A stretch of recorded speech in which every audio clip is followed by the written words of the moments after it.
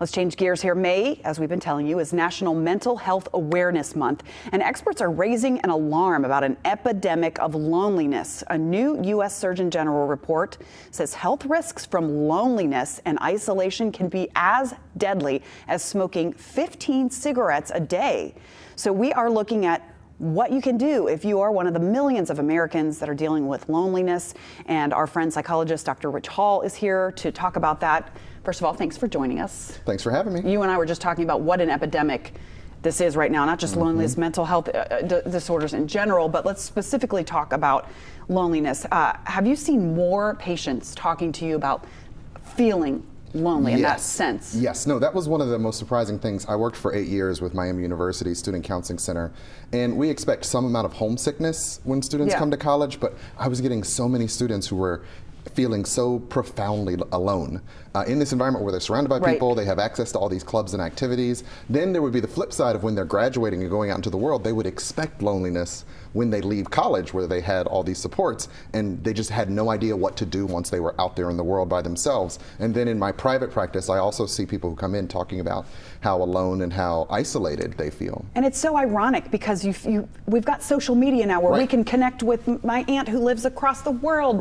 But loneliness and being alone are two different things. Yeah. Like you can be, like you said, at the university surrounded by thousands of people, but still feel alone. Right. So what kinds of things can we do to maybe change that? What can we do if we're feeling isolated? Yeah, I mean, one of the easiest things we can do is to put away our phones, or if you're going to use the phones for connection, use it as a bridge to a physical interaction with a person, right? And then when you're with people, keep it in your pocket. We all have that urge to check our phones, to keep it, face up on the table when we're out with people.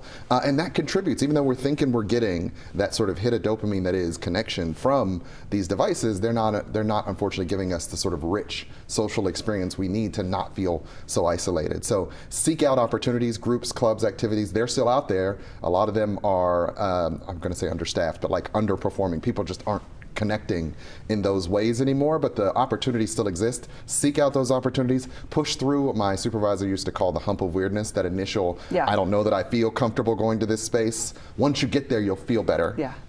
And so just put yourself in situations where you can interact with people. Yeah, volunteering, I always say to people, is one of the good things, because again, you're putting yourself out there. Do something that you love. Maybe you love animals, volunteer with animals. What about social media in general? I know some people look at social media and you have that fear of missing out. You see that somebody's perfect life, or they're doing this and you weren't invited. Do you have any recommendations for social media use? Yeah, and once again, it's a tool if you use it as a tool, but it can also be a thing that just feeds you negativity, either via your feed or the social comparisons we make when we see other people enjoying themselves and we feel like I'm at home alone and why am I being left out or rejected by people. I just tell people most of all to, once again, you got to put yourself out there, you got to take the risk of making friends. It's an active process. You can't passively expect people to come to you. So you have to kind of interject yourself a little bit. Take the risk of asking people to lunch, to coffee, to just sit down and have a conversation. And you can use, once again, social media as a bridge to do that, but not rely on it as your sole social outlet. Yeah, and say scrolling through that all 24 You got to diet yourself. Give yourself a limitation on how much you use it.